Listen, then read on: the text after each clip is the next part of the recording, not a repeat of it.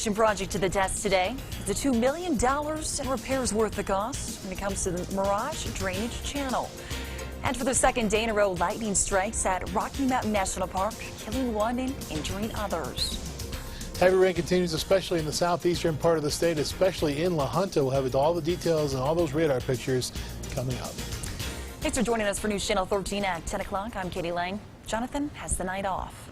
We're tracking more severe weather across southern Colorado tonight. We just learned that State Patrol says heavy rain has closed Highway 50 in La Junta because of flooding. Troopers want you to avoid traveling in that area. Again, Highway 50 is closed in La Junta right now. Heading on over to meteorologist Jay Polk, we take a look at the weather. Katie, you know, I've talked about how Highway 50 is closed in La Junta because of all that flooding, and there's another view of Highway 50 from Los Animas that we can look at now with the Benton County Courthouse. This is at Highway 50 and Highway 101.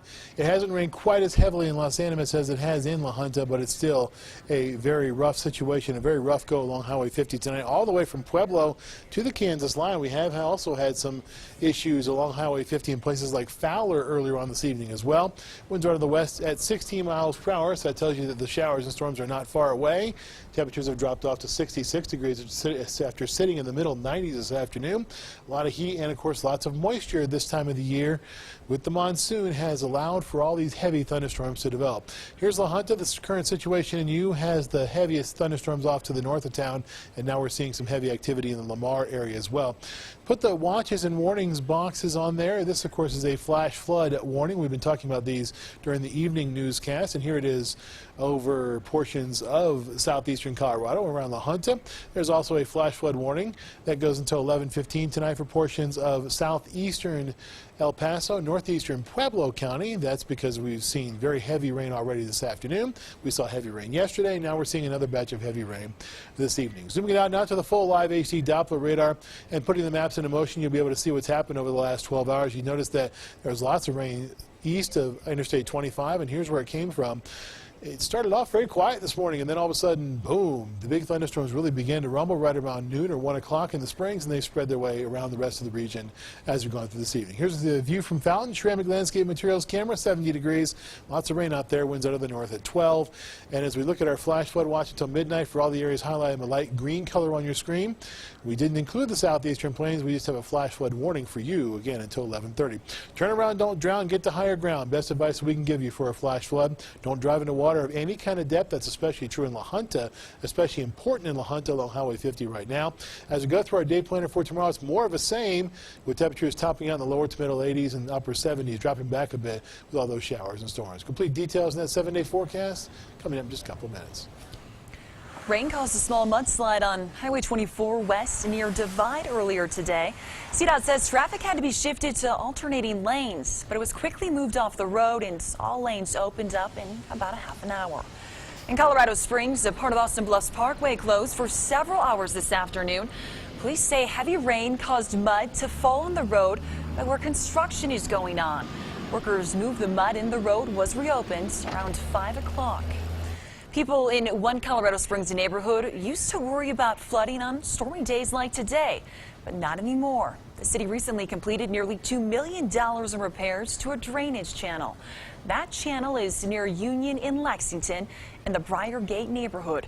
New at 10, KRDO News Channel 13, Scott Harrison shows us those repairs. Our live HD Doppler radar showed part of the storm moving over Mirage Drive. This was the Mirage Channel 2 years ago, old, broken, and unable to handle heavy rain. And this is how it looks now, water flowing smoothly. It got about half to 3/4 full, but it kept draining. Neighbors came out after the storm to see how the channel held up during its first major test. And they did a fantastic job. We couldn't be more delighted. This proved it today. The channel brings water to a section of boulders. They slow down water flow. Then water moves into a pond where it remains until it can drain elsewhere after a storm. Part of this project included spraying concrete in the lining of this ditch instead of pouring it in place. Engineers say it also has a natural brown color that should help it to hold up better and longer than traditional concrete. City engineers also did support work above the channel to keep backyards where they belong instead of tumbling into the water. Also are glad that we took care of the problem in whole instead of just band-aiding it and avoided maybe having to go back there again.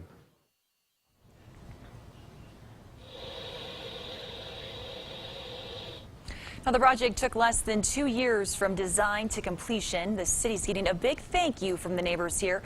Some of the repair work was washed away, as many other channels were, by the heavy rain and flooding last fall. Check out this video posted on our Facebook by Rose Gramman. It's a 4-mile creek near Canyon City. She says it's running out of its banks. And you can always find the latest forecast on our website.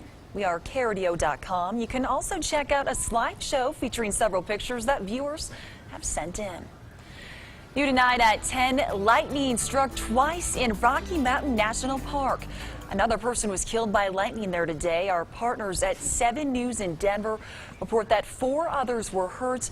Park rangers say a man was struck in the Rainbow Curve area along Trail Ridge Road around 3:30 this afternoon.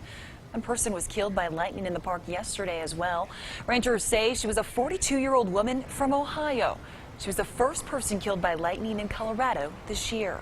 Lightning tends to be one of the major killers. And it's sad because it seems like most summers somebody is struck by lightning. Even experienced hikers who are near the end of their hike and planning to be down early can still be caught out just because of how fast the storms form here in the mountains. 5 others were hurt yesterday and drove themselves to Estes Park Medical Center. Rangers say the 4 hurt today were also taken there.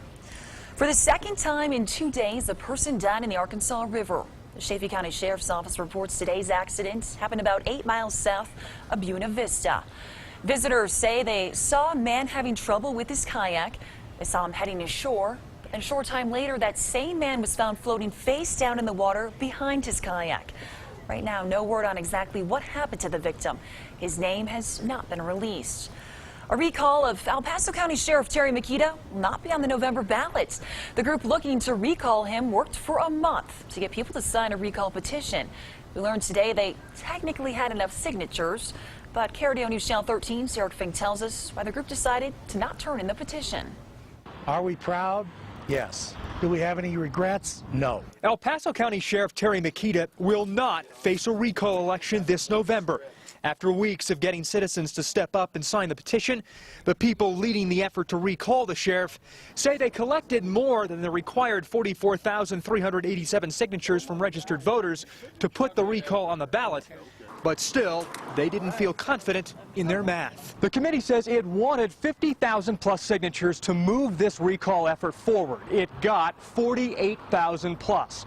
Not enough in their minds to potentially offset invalid signatures through the verification process. But through it all, Randy Stagner says this community and the citizens of El Paso County sent the sheriff a clear message. What we heard from the voters is that they have no confidence in the leadership of El Paso County Sheriff's Office. The cost for a verification process would have come out of the voter's pocket. We're thinking that it would cost us about $20,000 to verify the signatures. Why burden the taxpayer with up to $20,000 when we know it's not gonna succeed? While Stagner knows this recall effort didn't succeed, he argues the democratic process shined over the last 30 days. The citizens are very, very passionate about their leaders. They want to hold them accountable. In Colorado Springs, Eric Fink, KRDO News Channel 13. Stagner says the best thing the sheriff can do now is resign. He contacted the sheriff's office several times today for comment. We still have not heard back. People in Woodland Park are not seeing eye to eye when it comes to recalling Mayor David Turley. Turley is facing charges of sexual assault on a child by one in a position of trust. Some people have organized a petition to recall him, but there are others who believe the mayor didn't do anything wrong, and that has the town divided. His problems should not be Woodland Park's problems, and he's making them our problem. And the recall effort that they have in town is just reactionists that are, freaking out because he had charges on him. And we went to Mayor Turley's home and gave him a call about what he thought of the recall effort. He gave us no response. Brown expects to have the petition verified by Tuesday. If she does receive it back, she says she will have 60 days to get 252 signatures, and that is to hold a recall election of the mayor. Springs police arrested a man after they say he sexually assaulted an unconscious woman. It happened early this morning on North Tejon Street in downtown Colorado Springs. Officers say they were responding to a call for an incapacitated woman. At the scene was the woman and another man. The officers say while they were helping another group, the man, William Gray, began to inappropriately make contact with the female. Gray was arrested. The woman was taken to the hospital. A serious crash closed down a busy intersection in eastern Colorado Springs. Police say 2 cars crashed at Platt Avenue and Circle Drive earlier this afternoon. Officers did have to cut the top off of one of the vehicles. Now, despite how it looks, officers told us that no one was seriously hurt. Still to come after the break, we take a look overseas where violence between Israel and Palestine is growing again tonight. Plus, are more and more gay marriage bans being considered unconstitutional? Well, we have seen lots of showers and heard plenty of rumbles of thunder today around southern Colorado. Right now, our live HD Doppler radar shows us all those showers and storms in southern portions of El Paso County. You see your flash flood warning, which goes until 11:15 for portions of El Paso and Pueblo counties. Well, the complete details in that forecast coming up next.